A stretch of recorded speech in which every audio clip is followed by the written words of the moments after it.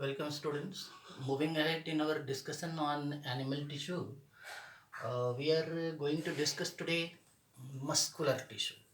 Muscular word is quite clear. It stands for the muscles that we find in our body. These muscles or muscular tissues can be categorized into three groups. One is the striated muscle, the other one is unstriated muscle, and the third one is cardiac muscle. Striated muscle is also known as skeletal muscle because these muscles are joined or attached with the bones in our body, skeleton of the body, hence the name skeletal muscle, and it is named as voluntary muscle also. It is known as voluntary muscle also because these muscles act as according to our will. Whenever we kick the ball, it is the will of ours that we are going to kick the ball. So the kicking of the ball is regulated with the help of or with the action of the muscles in our body.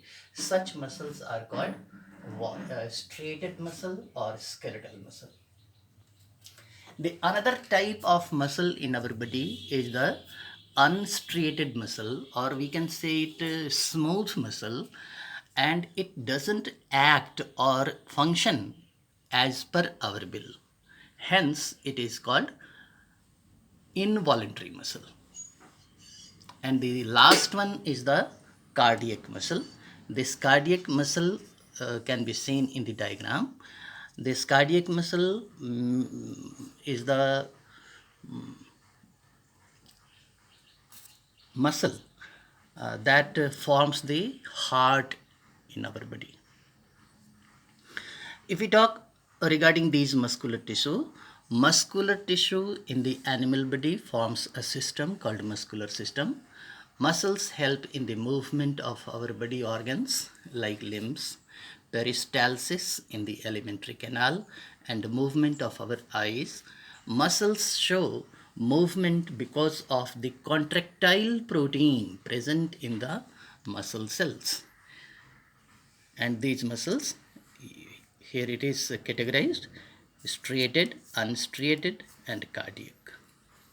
If we talk of this skeletal muscle or striated muscle, it is attached with the bones and help in the movement of body organs like limbs, fingers, etc. They act or move according to our will, hence called voluntary muscle also. Cells of this muscle are long, cylindrical, with alternate dark and light bands.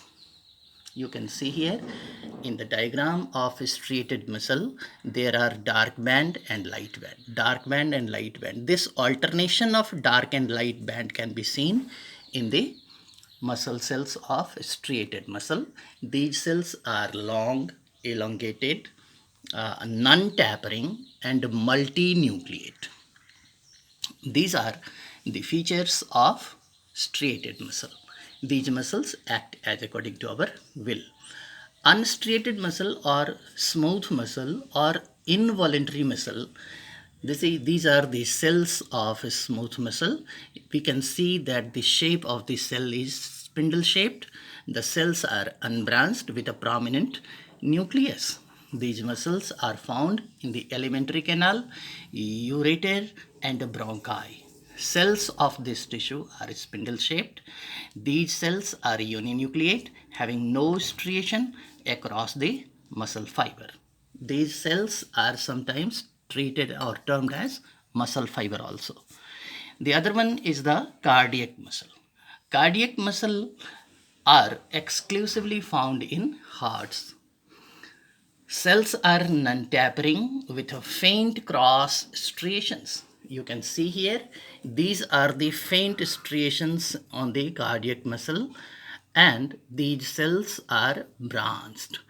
Dark bands are also found on the cardiac muscle, and each cell contains one or two nuclei. Cells are branched and perform rhythmic contraction and relaxation throughout the life. This is all about muscular tissue. Thereafter, we have to discuss the connective tissue. Connective tissue, as the name suggests, it connects. Different body organs are connected with the help of this connective tissue, and out of these connective tissues, blood is the liquid connective tissue in our body. Apart from blood, there is another liquid in our body running parallel to blood, and that is known as lymph.